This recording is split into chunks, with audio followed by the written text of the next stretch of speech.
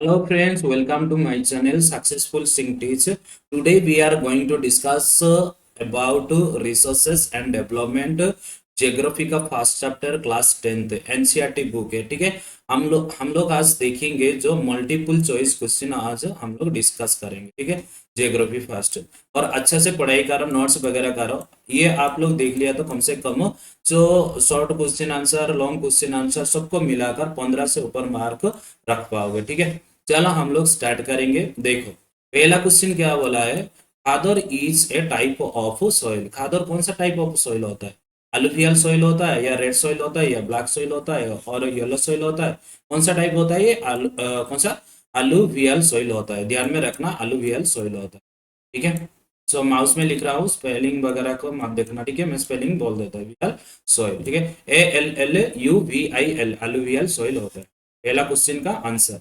Second question देखो, resources which can be renewed again are called dash. क्या बोलते हैं? जो रिसोर्सेस रिन्यूएबल होता है उसको क्या बोला जाता है? नेशनल रिसोर्सेस बोला जाता है या पोटेंशियल रिसोर्सेस बोला जाता है या रिन्यूएबल रिसोर्सेस बोला जाता है या स्टॉक रिसोर्सेज बोला जाता है? कौन सा बोला जाता है? Option number C is the correct answer. इसको बोला जाता है रिन्यूएबल रिसोर्सेज। ठीक है, रिन्यूएबल नॉन रिन्यूएबल आप लोगों को मालूम है और आप लोगों को मैं बताया नेशनल रिसोर्सेज क्या होता है, पोटेंशियल रिसोर्सेज क्या होता है और स्टॉक रिसोर्सेज क्या होता है, मैं ऑलरेडी आप लोग को बता चुका हूँ। और थर्ड नंबर क्या है? थर्ड नंबर क्वेश्चन है, in which year was the earth summit held. भाई ये तो चॉकलेट वाला क्वेश्चन हो गया। ठीक है, ये कौन सा है? डायरेक्टली आंसर मार लो, C. Option number C is the correct answer. और ये कहां पर हुआ था? ये हुआ था ब्राजील में हुआ था। ब्राजील का कौन सा जगह है? Rio de Janeiro. ध्यान में रखना, रियो डे जेनेरो में हुआ था। ठीक है, और इसको क्या है? फर्स्ट इंटरनेशनल अर्थ समिट बुलाया गया। ठीक है, इसका मेन मुद्दा क्या था?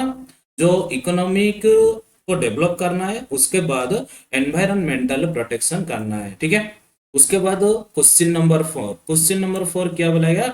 How much percentage of land is plain in India. India में जो प्लेन लैंड है या प्लेन एरिया वो कितना परसेंटेज है? ये भी एक हलवा वाला क्वेश्चन हो गया। ठीक है, ये कितना है? 43% हो गया। ध्यान में रखना, 43% प्लेन एरिया हमारा इंडिया पे है। फॉरेस्ट कितना है? 30%। ध्यान में रखना, फॉरेस्ट 30%। प्लेट्यू कितना है? 27%।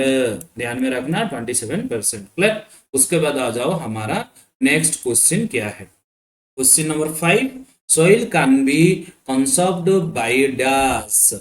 हम सॉइल को कैसे बचाएंगे? क्वेश्चन क्या बोला? सॉइल को कैसे बचाएंगे? सो कटिंग द ट्री, नहीं, ये तो नहीं होगा। ओवरग्रेजिंग, ये तो नहीं होगा। प्लांटिंग ट्रीज, ये होता है करेक्ट आंसर। ठीक है, क्वेश्चन नंबर 5 का correct answer is C, option C. और एक्सेसिव माइनिंग, नहीं, ये तो डिग्रेडेशन हो जाएगा। ठीक है, ये डिग्रेडेशन हो जाएगा। उसके बाद क्वेश्चन नंबर 6 देगा, land degradation due to over irrigation can be seen in the state of India। मतलब ओवर इरिगेशन के वजह से लैंड क्या हो रहा है? डिग्रेडेशन हो रहा है। डिग्रेडेशन मतलब समझता है ना, एरोशन हो रहा है। कौन सा स्टेट में देखने के लिए मिलेगा? ये मिलेगा पंजाब एंड हरियाणा। पंजाब एंड हरियाणा में ज्यादा क्या होता है? ओवर इरिगेशन होता है। ध्यान में रखना, ओवर इरिगेशन होता है, उसका वजह से लैंड डिग्रेडेशन होता है। और एक आंसर आता है western part of Uttar Pradesh. ध्यान में रखना, उत्तर प्रदेश में भी इसका आंसर आएगा, लेकिन ऑप्शन में नहीं है। So question number 7, question number 7 देखो, they are gift of nature which satisfy human wants. मतलब वो चीज है जो कि ह्यूमन को सेटिस्फाई कर रहा है, उसका नीड का हिसाब से, वांट का हिसाब से। वो क्या होता है? कमोडिटी या थिंग्स और रिसोर्सेस और नॉन ऑफ दीज। इसका आंसर क्या होगा? बताओ जरा। इसका आंसर होगा रिसोर्सेस। ठीक है, रिसोर्सेस ह्यूमन का नीड सेटिस्फाई करता है। क्लियर? उसके बाद क्वेश्चन नंबर 8 देखो, क्वेश्चन नंबर 8 में क्या दिया है? विच one of the following is an example of non renewable resources. मतलब ये 4 ऑप्शन दिया है, इसमें से कौन सा नॉन रिन्यूएबल रिसोर्सेस? तो टेबल को याद रखो, याद करो, आंसर बताओ। ठीक है, देखो पहला ऑप्शन क्या बोला गया? सोलर एनर्जी, ये रिन्यूएबल रिसोर्सेस आता है। और टिडाल एनर्जी ये भी रिन्यूएबल रिसोर्सेस आता है। उसके बाद हाइडल एनर्जी ये भी रिन्यूएबल रिसोर्सेस आता है।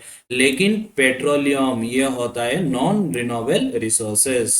ले अभी आ जाओ हमारा question number 9। On the basis of ownership resources can be classified into dash. जो हमारा ऑनरशिप के हिसाब से रिसोर्सेस को कितना भाग में बांटा गया।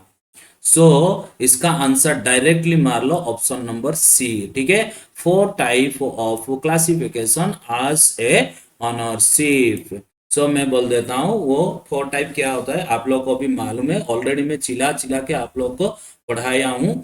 जो कि हमारा कौन सा हो गया, एक हो गया इंडिविजुअल हो गया, और एक हो गया कम्युनिटी हो गया, और एक हो गया हमारा नेशनल हो गया, और एक हो गया इंटरनेशनल। इतने type of ownership of resources. ठीक है, अभी आ जाओ क्वेश्चन नंबर 10।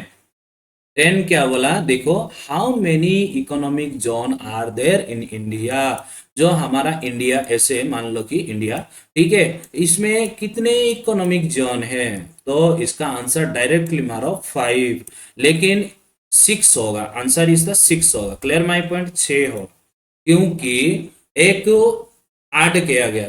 कौन सा ऐड किया गया, वो जो सेंट्रल जोन ऐड किया गया। ठीक है, मैं बोल देता हूँ, लिखो नोट कर। पहला हो गया हमारा कौन सा, नॉर्थ जोन हो गया। ठीक है, पहला। उसके बाद साउथ जोन हो गया, उसके बाद ईस्ट जोन हो गया, उसके बाद हमारा वेस्ट जोन हो गया, उसके बाद नॉर्थ ईस्ट जोन हो गया, और उसके बाद सेंट्रल जोन हो गया। टोटली कितना हुआ, 6 हुआ। लेकिन ऑप्शन में 5 है, 5 को टिक मार के आ जाओ। ठीक है, सॉइल इज ए क्या होता है, पोटेंशियल होता है, या रिन्यूएबल होता है, या नॉन रिसोर्सेस होते हैं, नॉन ऑफ देम होता है। इसका आंसर डायरेक्टली मारो, क्या होता है, रिन्यूएबल रिसोर्सेस। लेकिन इतना ध्यान रखो, सॉइल को फॉर्मेशन होने के लिए मिलियन ऑफ ईयर्स लग जाता है। और सॉइल कैसे फॉर्मेशन होता है, रॉक का वजह से फॉर्मेशन होता है। इसका एलिमेंट्स कौन कौन हो सकता है, एलिमेंट्स हो सकता है हमारा बायोटिक, एबायोटिक सॉइल फॉर्मेशन में। ठीक है, उसके बाद हमारा क्वेश्चन नंबर 12 कौन सा है, question number 12। In which one of the following states in terrace cultivation practice. Terrace cultivation मतलब समझता है ना। अभी मान लो ये एक पहाड़ है, ठीक है, इसमें क्या करेगा, स्टेप स्टेप स्टेप करके क्या करेगा, जो कल्टीवेशन किया जाता है, एग्रीकल्चर किया जाता है, वो कौन सा स्टेट में होता है, वो डायरेक्टली आंसर मारो। Answer is the Uttarakhand. Option number D is the correct answer. और उसके बाद होता है तमिलनाडु में होता है, ठीक है, कर्नाटक में होता है, ठीक है, केरला में होता है। ध्यान में रखना, ये एरिया पे होता है। और देखो नॉर्थ ईस्ट स्टेट में भी होता है। कौन सा है, नॉर्थ ईस्ट स्टेट में भी होता है। उसके बाद क्वेश्चन नंबर 13 देखो, क्वेश्चन नंबर 13 क्या बोला गया, कोल, आयरन और petroleum, diesel, ETC are the example of dash. ये क्या होता है, बायोटिक होता है, या एबायोटिक होता है, या रिन्यूएबल होता है, या नॉन रिन्यूएबल होता है। Answer is the D. कौन सा है, D is the correct answer. ये जितने भी रिसोर्सेस आप लोग देख रहे हो, ये नॉन रिन्यूएबल होता है। ठीक है, उसके बाद हमारा क्वेश्चन नंबर 14। क्वेश्चन नंबर 14 क्या बोला गया, आप लोग थोड़ा बताओ ना। विच one of the following soil is the best for cotton cultivation. जो हमारा कॉटन है ना, कल्टीवेशन करने के लिए कौन सा सॉइल बहुत अप्रोप्रिएट है। ऑप्शन देखो, option number A red soil, option number B black soil, option number C laterite soil, and option number D alluvial soil. ध्यान में रखना, इसका आंसर हो जाएगा ब्लैक सॉइल। और ब्लैक सॉइल को दूसरा नाम क्या है, रेगुर सॉइल। क्या बोलते हैं, रेगुर। और एक दूसरा नाम क्या है, कॉटन ब्लैक सॉइल। मतलब ब्लैक सॉइल का 3 नाम है। ध्यान में रखना, कोई भी नाम आ जाएगा तो उसको टिक मार देना, ठीक है, नहीं तो लिख देना। Question number 15। क्वेश्चन नंबर 15 क्या बोला, which type of soil develop due to high temperature and evaporation। ठीक है, evaporation and temperature का वजह से कौन सा सॉइल फॉर्मेशन होता है। इधर देखो, ऑप्शन दिया है एरिड सॉइल, और सेकंड ऑप्शन है फॉरेस्ट सॉइल, थर्ड ऑप्शन है black soil, and fourth option है रेड सॉइल। इसमें से कौन सा करेक्ट होगा, आप लोग बता सकते हो क्या। इसका करेक्ट आंसर होगा एरिड सॉइल। एरिड सॉइल मतलब क्या होता है, सूखा सॉइल, जो रेगिस्तान का, ठीक है, रेगिस्तान का सॉइल को बोलता है एरिड सॉइल।